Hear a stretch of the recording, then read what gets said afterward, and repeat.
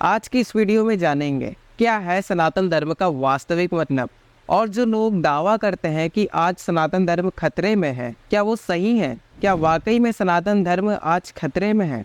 अगर है तो किससे? और साथ में ये भी जानेंगे क्या वास्तविक धर्म अंधविश्वास और चमत्कार को बढ़ावा देता है। ये सब कुछ जानने के लिए वीडियो को लास्ट तक जरूर देखिएगा। धर्म का सीधा और साफ मतलब होता है मन को मौन की तरफ ले जाना। इसे आप ऐसे भी समझ सकते हैं कि मन को आत्मा की तरफ ले जाना। उसी आत्मा को संतों ने कभी राम, शिव और कृष्ण के नाम से संबोधित किया है। और सनातन का मतलब होता है जो कालातीत हो, जिस पर समय का कोई भी प्रभाव ना पड़े। इसीलिए भगवान कृष्ण जी भी गीता में आत्मा के बारे में यही बोलते हैं कि अज नित्य और सनातन है। इस पर प्रकृति और सृष्टि के नियम लागू ही नहीं होते हैं। सनातन धर्म अपरिवर्तनीय है क्योंकि इस पर समय का कोई भी प्रभाव नहीं पड़ता है। संस्कृति, रूढ़ियाँ, प्रथाएं ये सब परिवर्तनशील हैं। ये समय के अनुसार बदलती रहती हैं। ये सनातन नहीं है। अब जानते हैं कौन है असली सनातनी।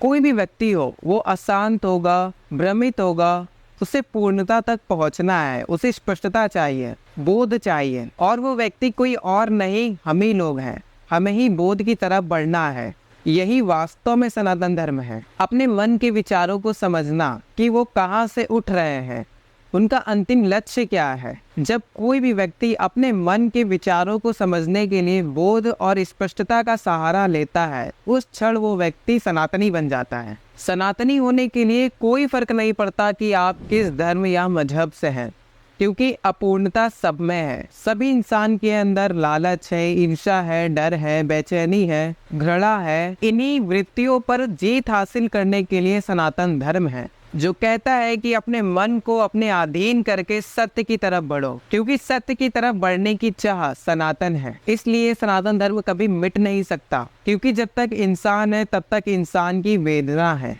और तब तक सनातन धर्म है। इसीलिए सनातन धर्म वेदों से भी पहले है, और ये तब से है जब चेतना ने पहली बार आंखें खोली थी। अब जानते हैं क्या वास्तव में सनातन धर्म खतरे में है? तो इसका जवाब है हाँ, क्योंकि जितने लोग भी अपने आप को सनातनी कहते हैं, वो सनातनी नहीं, धार्मिक होते हैं। सनातनी होने के लिए आपको सच्चे तौर पर धार्मिक होना पड़ेगा। सनातनी होने का मतलब होता है धर्म के निचले आयामों को त्याग देना, चाहे वो संस्कृति हो, रूढ़ियाँ हो या कोई भी प्रथा हो। जिसको संस्कृति से नहीं सत्य से मतलब है, वो सनातनी हो गया। आमतौर पर ज्यादातर लोग जो अपने आप को सनातनी कहते हैं, उनको मतलब होता है रीति रिवाज या किसी परंपरा से। ये सनातन नहीं होती हैं, क्योंकि ये काल जनित है, समय सीमा के अंदर आती हैं। सनातनी वही है जिसे किस्से, कहानियाँ और रूढ़ियों से कोई मतलब नहीं है, जिसे ब्रह्म और सत्य से मतलब है, वही असली सनातनी है। और तो और सनातन धर्म में कोई जगह नहीं है अंधविश्वास और चमत्कार की। जो लोग धर्म के नाम पर अंधविश्वास को बढ़ावा देते हैं, उन्हें ना ही अध्यात्म के बारे में पता है और ना ही विज्ञान के बारे में। अगर आज सनातन धर्म को वास्तव में किसी से खतरा है, तो ऐसे पाखंडियों से, जो धर्म के नाम पर अंधविश्वास को बढ़ावा देते हैं और लोगों को वास्तविक धर्म से दूर करते हैं। ऐसे अंधविश्वासों और चमत्कारों का धर्म से कोई भी लेना देना नहीं होता है।